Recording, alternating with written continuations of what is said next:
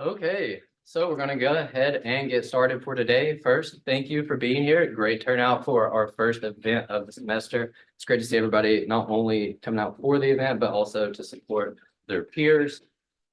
So we're gonna have 3 talks today from a range of topics. And what we're gonna do is if you have questions, be sure to write those down, kind of keep them in your head, however you want to do that, because we'll bring all the speakers back up at the end for additional questions. That way they all have the same amount of time to present. So kicking us off today is Madeline Walker. She is a senior environmental science major here at Maryville College. And her work was completed in part with funding from a Fund for Improving Secondary Education grant, courtesy of Tim Burchett's office. That's part of the Department of Education funding that we received this past summer. And without taking up any more of her time, I'll let her tell you about what she did this summer. Hi, again, I'm Madeline Walker, and today I'm going to be sharing with you my experience researching a wetland in the Great Smoky Mountains National Park as a summer research under the U.S. Department of Education FIPSE grant, in addition to also being a community science educator at Great Smoky Mountains Institute at Tremont. And from this point forward, I'm just going to refer to those 2 places as either the national park or Tremont. Okay, so first off, I'm going to start this presentation the same way I started my summer with what is a wetland? And after doing way too much reading, trying to figure this out, I learned that it's actually the combination of 3 characteristics rather than a straight up definition. And so of those 3 characteristics, the first one is just the presence of water or the hydrologic regime. And so in summary, this just means that water is collecting in a place and staying there for a designated amount of time to support the other 2 aspects, which is hydric soils, which basically just means that because of the presence of water and the time that this water is in this area for so long, it creates low oxygen conditions that create and alter the biogeochemistry of these areas. And because of that, plants that grow and establish in this area and also help create and support this ecosystem have to have special adaptations for those very waterlogged conditions and also to withstand those periods of drought and like less water. So that's known as hydrophytic vegetation. And once I kind of figured out that it's the presence of those 3 things and the interactions between them that make wetlands, I started thinking about like, why are these important? And so there's so many ecosystem services that wetlands provide. But just to name a few, they provide flood mitigation, aquifer recharge, and water quality improvement. And in the national park, there's only 1% of all the land is wetlands, but this 1% of land holds 25% of the plant diversity in this entire national park, which is crazy because we have a lot of diversity here. And so that leads me to here, the Wears Valley wetland. This is one of the largest wetlands in the Great Smoky Mountains National Park. This wetland was established due to this feature right here. As you can see, there's the Foothills Parkway that was built and finished pretty recently. But during that construction, they started building up another section that's supposed to extend this way into the park. But they didn't finish all that. But since they already built up this berm, it altered the hydrology, which is the first characteristics of wetlands, causing flooding and water to pour into here, in addition to like some creeks flooding. And so this, along with the plants developing over time and the soil developing and supporting this, beavers came along and were like, wow, this is a really cool place. And so they started damming up the creek like right here and here, all throughout it, in which the creek is flowing from here to here. And so that's backing up the water, flooding up land that's coming up here. And they also developed a series of dams within it itself. And so to mitigate this issue of flooding on private land, the Park Service established many beaver dam levelers, which just lowers the water level of those systems. So beavers have habitat, landowners aren't as grumpy, but beavers characteristically continue to alter it. And now there is again flooding on this area right here, in which there is a spring house providing fresh water to a local resident. And so with this, in addition to future plans to build bike trails over in this area, which is now used as a hay field, the Park Service reached out to Maryville College to start building a management strategy, and in addition to start doing like some monitoring program, which is what I started for my senior thesis during the summer. And so for this project, my job was just getting baseline data for a preliminary management strategy And so throughout this, I did a series of studies and analysis, including line point intercept vegetation surveys on that riparian area of the creek, water quality analysis of both the wetland, the creek, and the interactions between the two, GIS mapping of the park as a whole for different aspects, in addition to opportunistic wildlife surveys. And then I used a lot of the information that I learned throughout this summer with a program that Dr. Conkle helped me with completing a proper functioning condition report for both the flowing low-tech system of the creek and the wetland itself. And so to start off, the first thing I mentioned was vegetation surveys in that riparian area. And so I used line point intercept surveying to look at the plant distribution and abundance of this area. And so to do this, I picked 4 random points within the creek. And then on either side of those random points, I did a 25-meter transect on either side, river left and river right. And then each meter, I took a stick, a very sciencey stick, and dropped it each meter along the way and identified and wrote down every plant species from the top layer down of what that plant was. And that's very useful for a number of different reasons. Just to add, it took a lot of troubleshooting to do this process. Wetlands are very dense, especially during the growing season. And so that took a lot of troubleshooting. But once I figured out my method and everything, I was looking at 3 major aspects. The first one was the creek stability. There were a lot of visual impairments of the stream bank. And so I wanted to see if the vegetation reflected stability of that creek bank based off of the plant type, which types of grasses, forbs, sedges, rushes, the different distribution and presence of those stabilizes a creek differently. In addition, I also looked at floodplain accessibility. So by looking at USDA plant codes for hydric indicators, you can determine if a plant is more suited for wetland, waterlogged conditions, or if it's more upland conditions. And so I use those codes to help understand what the accessibility of the floodplain is. And then further, I also looked at how different management strategies of the hayfield versus the naturally managed wetland kind of varied for river left versus river right of this area. And so what I found in this area was that, as you can see here, there were more facultative and upland species, which means that there are species that are either upland or either or, rather than more water tolerant species within this 25-meter transect boundary of the creek. In addition, I also found that there wasn't any statistical significant difference between management of river left versus river right. And then I started looking more at some of the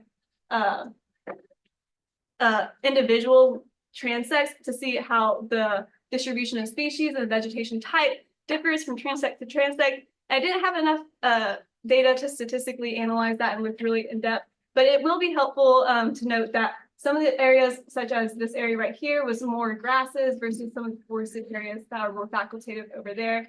And so that'll be something interesting to look at whenever they're doing management for moving forward. So the next thing I also did during the summer was water quality analysis. So I looked at 2 different things. First off, what is the water quality of the wetland versus the creek, in addition to how the water entering the creek from a beaver dam leveler located right here impacts the water quality going further down. And I'm not going to go through all the different things I looked at, but in the field, I looked at pH, conductivity, temperature, turbidity, dissolved oxygen, in addition to a general ion chromatography spectrum. I did 5 samples of each of those, and then I did 1 sample of E. coli from each of these locations with targeted spots in the wetland. And then when it enters the Park Service, where it mixes with the water from the wetland, and then the trend going down. And so I found that there are more ions in the wetland than the creek, which is expected because of those low oxygen conditions, releasing those ions into the water, making them more soluble. In addition, there's limestone in the area, which was also reflected within the water quality. Also, the pH also reflected that limestone conditions.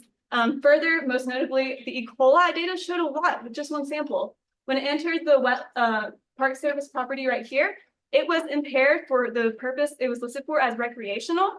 But whenever it mixed with that water from the wetland entering the creek, it actually cut the E. coli in half, which the trend of the wetland right here, there was very significantly low E. coli within the wetland water. So that mixing, that trend continued further down. which is really significant because it made that creek proper for that use that it was designated for. And then I'm not going to go into all the different wildlife surveys I did, but here are some notable photos that one of my coworkers at my other job took within this wetland. I wrote down every time I saw an animal or creature that I could identify into a Write in the Rain notebook throughout the time I spent here. And then looked later to see if any of these species were endangered or threatened. None of them were nationally recognized, so just kind of something I looked for fun. And then, oops. Well, okay, here it is. Here was just a little bit about like the other job I did during this time. I go to a very expensive college known as Maryville College. And so I personally could not afford to do just the summer research throughout my time. And so I worked at a residential summer camp at Tremont, where their mission statement can be summarized, connecting people to nature. And that is exactly what I did for the entire summer. I was their community science educator for these programs and led like community science programs, which I love to just make a distinction between citizen science, in which everyday citizens are getting data for scientists to analyze later, versus community science, which the people are doing the science themselves. They're getting the data, they're looking at it, they're analyzing it, and it makes them a bit better advocate of their own community and changes over time. And so that's a little bit of the programming I did more of. And I did everything from butterfly count, salamander monitoring, dendrology, which changes in trees, phenology. I did bird banding weekly. I did BioBlitz with Discover Life America. And then I also got to make my own project.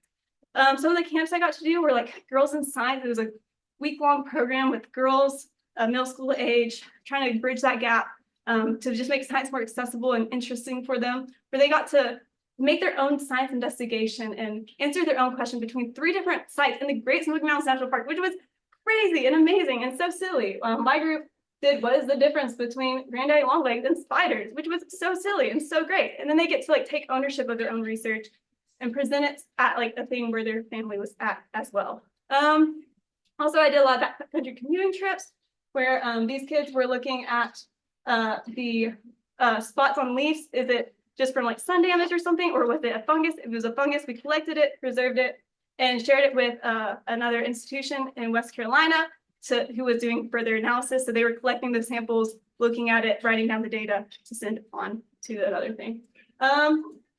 Yeah, it was a great bunch of different camps. There was a camp where I helped bridge the gap. It was a math camp, which a lot of the kids there did not want to be at math camp. But we were the fun part, getting to show like biodiversity equations, like how can math be fun? And what's the difference between the biodiversity of this spot versus this spot in like a central urban area in Knoxville? That's just a couple highlights. And then I combined the two. I made my own programming as part of this, making some programming for school teachers at local schools. Typically, a lot of public schools are made on areas that are close to wetlands because of the low value of those areas and property. But they never explore these areas because they're wet, they're gross, and the kids are going to get gross. And so with my thesis and with the information I was learning, I made a program that helped teachers just know a little bit more about those locations and how they can explore it and help the kids in their own spot make their own scientific investigation. And then in addition, I also made my own website, just publishing some of the information I learned about this website or about my wetland throughout my study to just kind of like bridge the gap between like everyday people and like, you know, science and like what I was writing about. Lastly, just special thanks to Dr. Conkle and Dr. Duncan for assistance throughout this study. Great Smoky Mountains National Park, Bill Stiver and Ryan Williamson for like technical assistance and advice. Dr. Siopsis and the U.S. Department of Education FIPSE grant and Maryville College Senior Study for funding. Dr. Crane for coordination of rides when my car broke down. And field vehicle, Beth Cunningham for proper technique training for vegetation surveys. In addition to that, Daniel Webb for helping me throughout the study during my time at Tremont.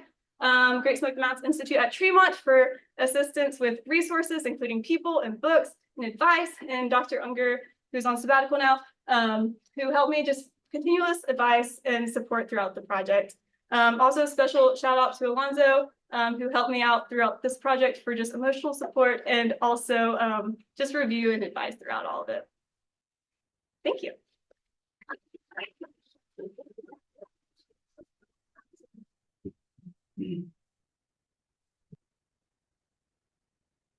All right, so our next speaker is Azusena Hernandez. She is a junior computer science and mathematics major. And her project was completed this past summer in conjunction with both Oak Ridge National Lab, some material science division, as well as the University of Maine. Yeah, so this past summer, I spent my time at Oak Ridge National Lab as part of the Hub and Spoke REU program. So to talk a little bit more about that, so Oak Ridge National Lab and the University of Maine have kind of like a partnership, a hub and spoke. And the official title of this is the Hub and Spoke Sustainable Materials and Manufacturing Alliance for Renewable Technologies. And so what's really cool about this collaboration is that the University of Maine is obviously located in Maine, and Maine is like 80 to 90% like populated with forest. And so it is very abundant in kind of like trees and just like a natural environment. And so the University of Maine is a world leader in forest-derived cellulose nanofiber technology, including nano and microcellulose reinforced thermoplastics composites through its Advanced Structures and Composites Center, which is the main place where all this research is done. And the University of Maine is also home to the only publicly accessible facility in the United States that can manufacture CNF at a rate of 1 ton per day. And it works a lot with Ornell's manufacturing demonstration facility, which is where I was. And the MDF, also known as the MDF, is the U.S. Department of Energy's first user facility focused on rapid scale up in manufacturing, research and design. So a little bit of background before I actually present my my project title. So cellulose nanofiber is a type of nanocellulose that is prepared from plant fibers through chemical, mechanical, or combined treatments. And this can be extracted from woody fibers, cardboard, and other waste fibers. Some of the critical properties that it has is thermal resistance, mechanical performance, and high surface and reactivity. In addition to its wide availability and critical properties, CNF is also a bio-derived material and can be created from waste biomaterials. This biodegradability and sustainability of the nanocellulose reinforced polymer is a major quality that other commercially available reinforced polymers lack. However, bio-based products can still have environmental impacts due to the processing and manufacturing stages. So this is where life cycle assessment comes into play. So life cycle assessment is a methodology that can help evaluate the environmental impact at each stage of production.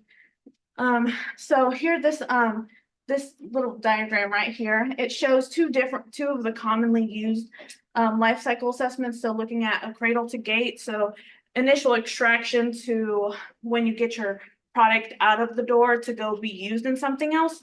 You're just looking at when it gets to the gate to be distributed somewhere else. And then a cradle to grave, you're looking at its initial extraction of your material all the way through its use and disposal. So there's 4 main steps to a life cycle assessment, to doing a life cycle assessment. And so your first step is going to be defining your goal and scope. So this is where you kind of think, what story do you want to tell? What can you tell?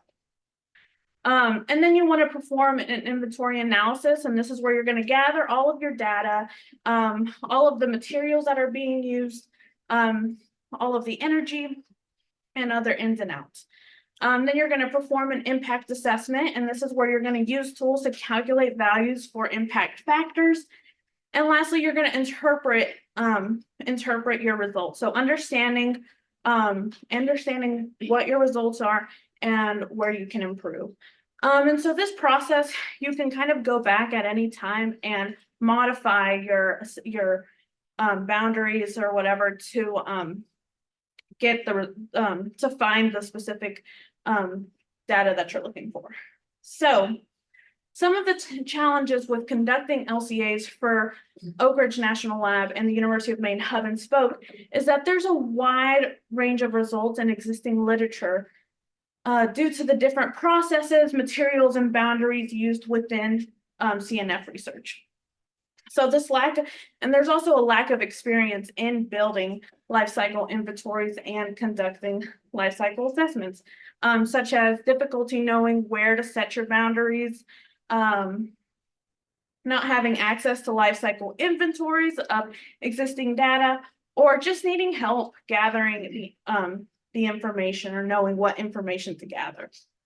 So my project overview, this was the name of my title. This is the name of my project, creating a user-friendly life cycle assessment research tool for cellulose nanofiber composites.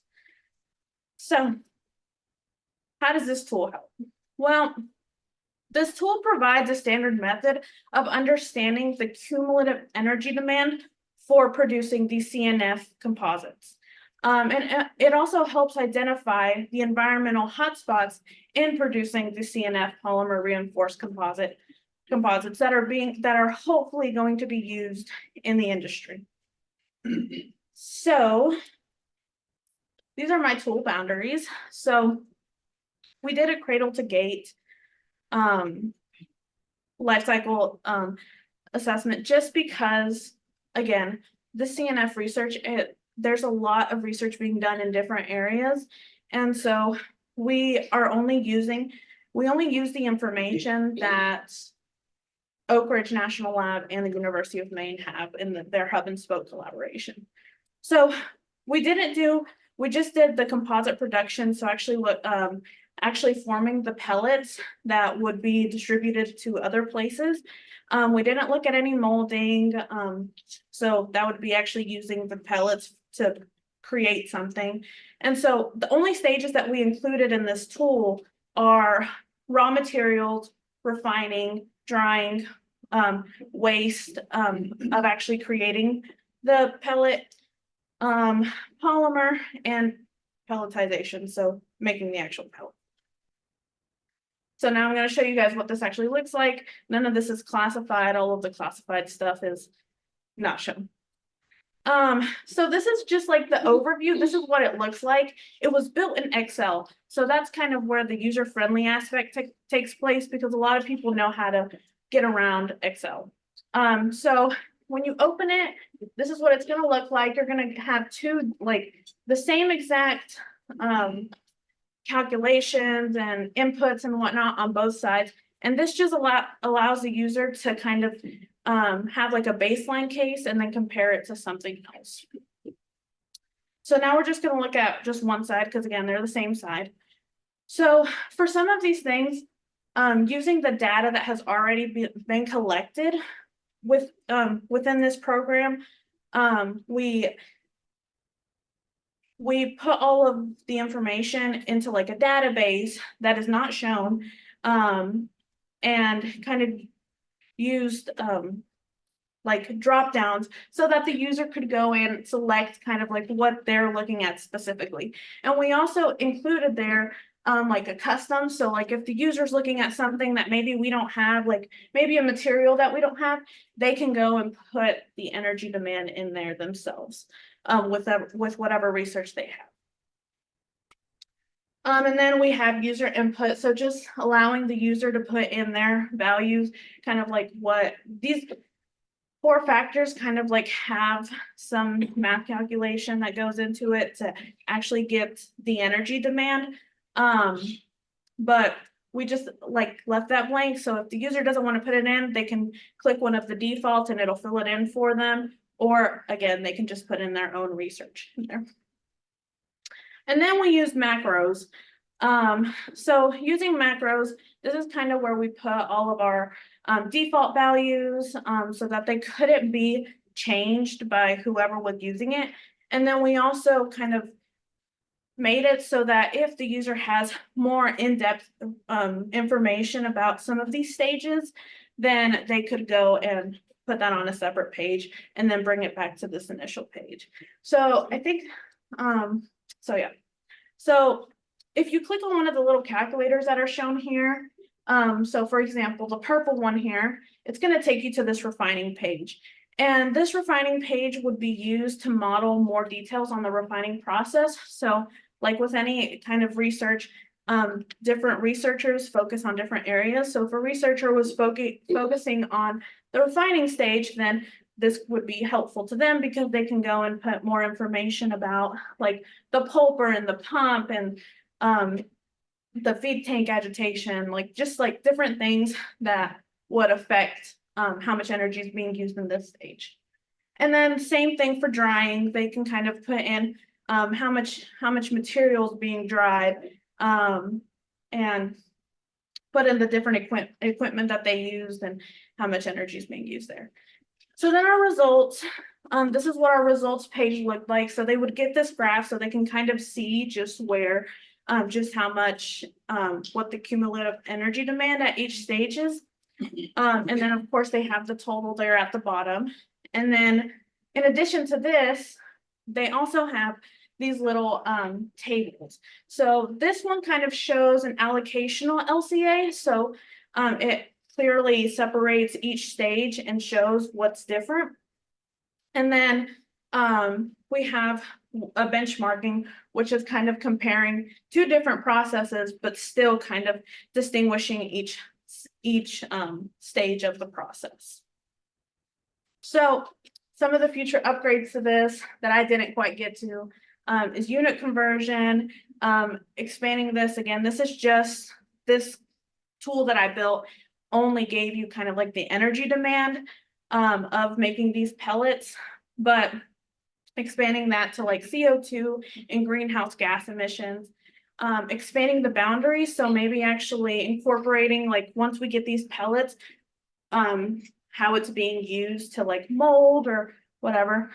And then developing this into a website-based tool so that researchers who maybe aren't in the University of Maine and Oak Ridge National Lab Circle so that they can kind of access this tool.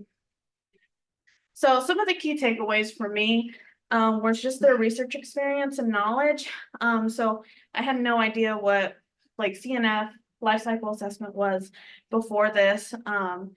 And so just learning about that and getting to just try different things with Excel and some programming languages, that was also interesting.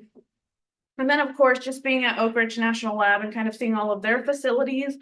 I spent most of my time at the manufacturing demonstration lab, but I also did get to go see Frontier and the neutron source.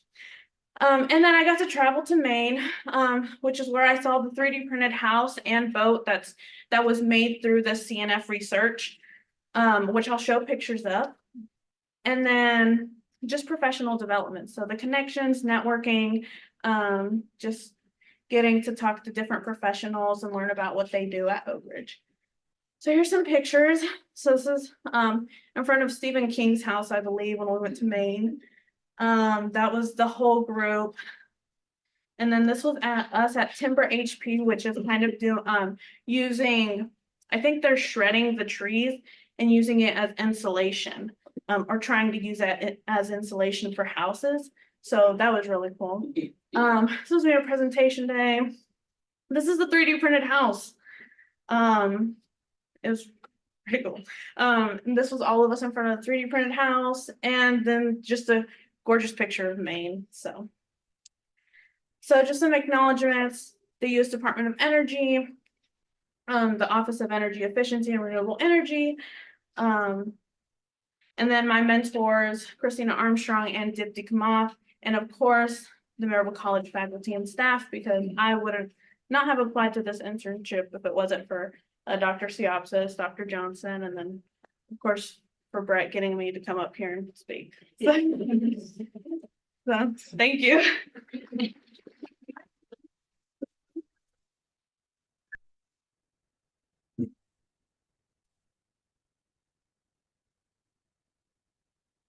Okay, so we have one more speaker for today. This is Maryuri Alvarado Diaz, and she is a senior computer science major here. She is going to be telling us all about the work she did with iXsystems, which is an open source technology company. Right. Hi, everybody. My name is Marjorie, and I'll be talking to you about what I did last summer. So, who is iXsystems, first of all? I feel like not a lot of people know who iXsystems is. They're new to the Maryville area, so they are just starting to get themselves known. So iX is a pioneer in open source infrastructure and the company behind TrueNAS, open source, open storage, or previously known as FreeNAS. And well, you might ask, for those who don't know, what is TrueNAS? And TrueNAS is a universal data platform that delivers true data freedom to more users than any storage software. So they're very open storage based. They value having their information out there, and they believe that nobody should own the information that is yours. So if you use any of their software, they're never going to own your information. So they're not gonna have like lock-in vendors, and you're not gonna have to pay for your information to be passed to another system, if that makes sense. iXsystems is based in Silicon Valley and just recently opened their headquarters here in Maryville, Tennessee. So they're like 5 minutes away, down the road.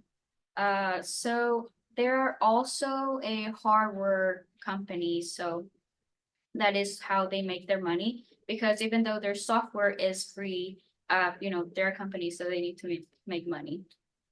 So anybody can download TrueNAS. It is deployed in 195 countries, and anybody can go and GitHub, Reddit, and Discord and basically contribute to the open source community, because you can see their code, you can submit any bugs that you see, any code that you would feel like could be implemented into the software. So they are very caring about their community, and they are always actively working on creating a community to talk about TrueNAS and open source capabilities.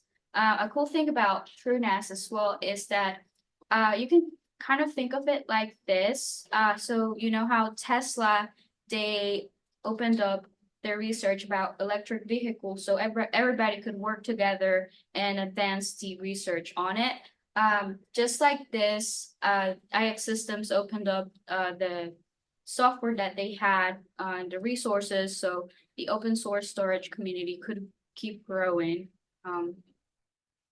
So my experience, my official position was a digital marketing intern, and I assist with the creation of web pages, mockups, email campaigns, and online promotion. So the main web page I am in charge of is an intranet page. So an intranet is basically like a home-based web page where everybody goes and to get the resources. So I put together this intranet page, so anybody, whether it be engineering or marketing or finance, can go into this intranet page and look at resources and access data that they need fast, without having to go and like searching for it and looking around for it.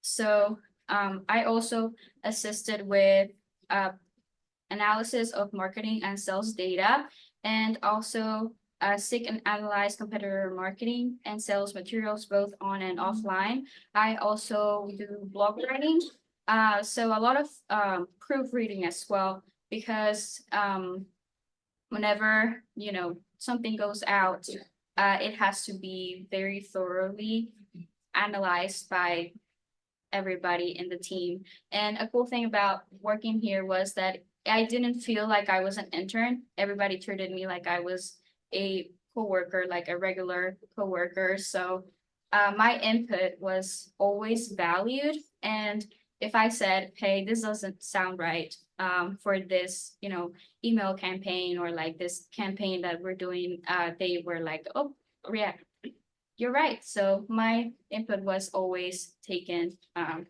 into. So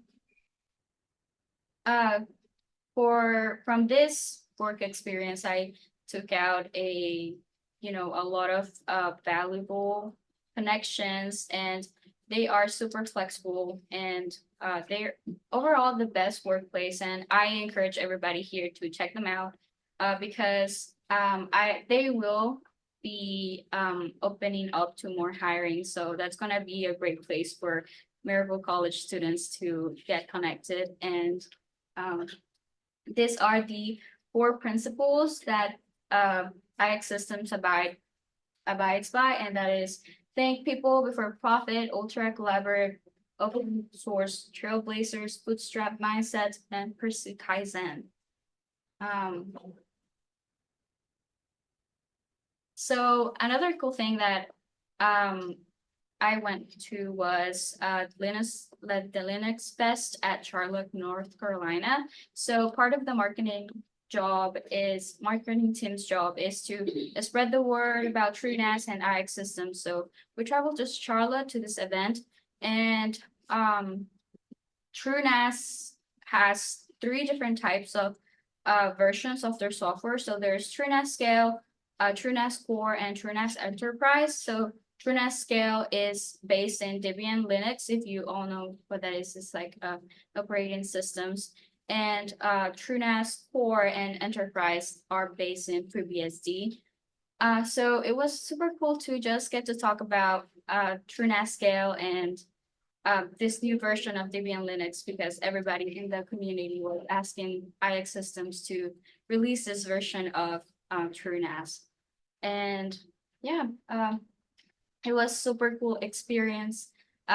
Super smart people just gathered together there to talk about Linux. So yeah, overall, it was a great experience. I enjoyed every part of it, and I encourage everybody to check TrueNAS out and download it. So that was all. Thank you.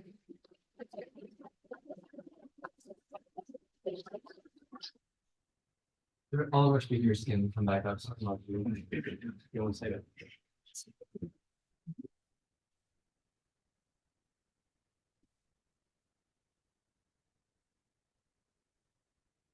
Does anyone have questions for our speakers?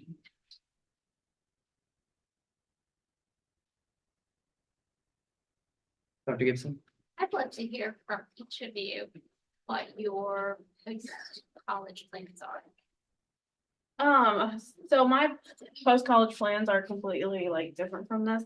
I'm actually gonna enlist in the military right after college, so that'll hopefully like working with like cyber operations or some kind of like technical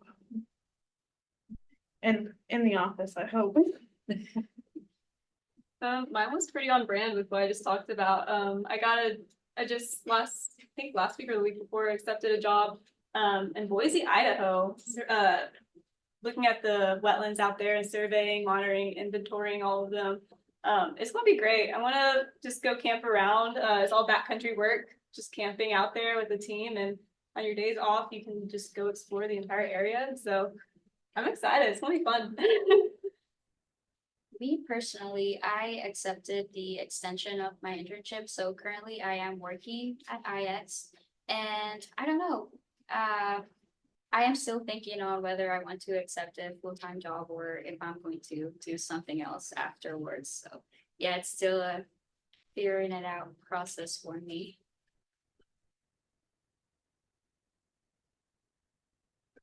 I'm just curious, Azusena, what DBMS were you using?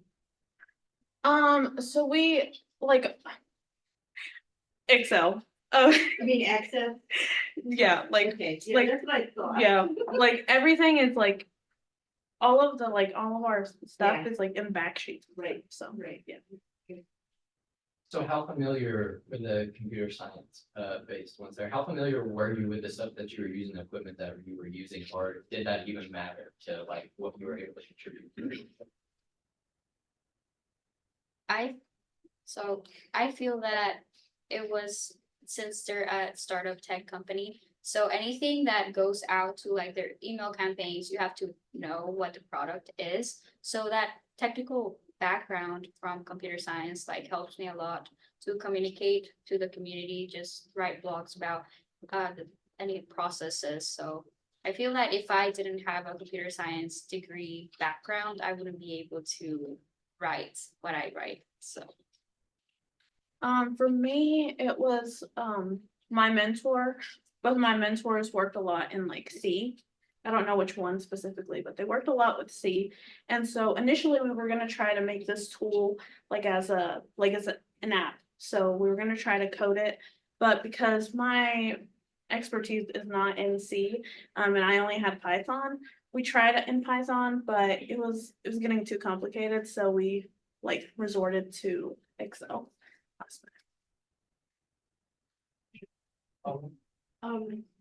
Marjorie, so you mentioned the website that you worked on. Did you show that to us, that specific website? So I cannot show that. Okay, I was wondering about that. Yeah, Okay. yeah, it's an It's proprietary intranet, so or- it's basically like, think of it as a Blackboard, like you just go, every student goes to Blackboard and accesses all the information. So for that, I use basic HTML, honestly, for that. Okay. Yeah, I didn't need to use like a lot of complicated things. Okay.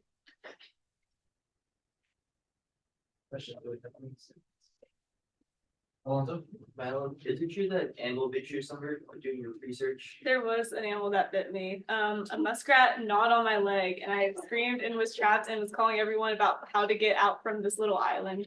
I even texted Dr. Unger, I was like, something bit me, what do I do? And he's like, get a stick, I don't know.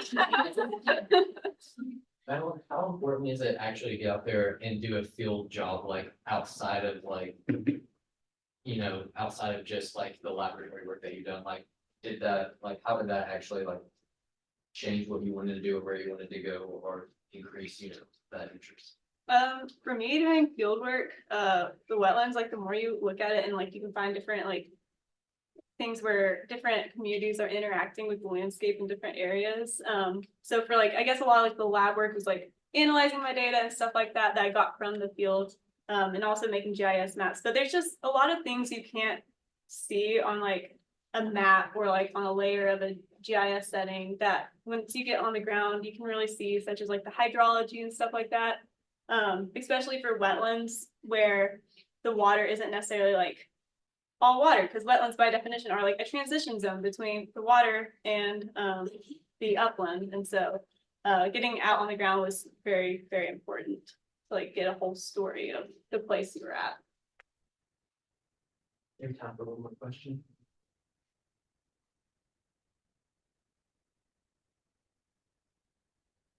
All right, well, let's give our speakers another round of applause.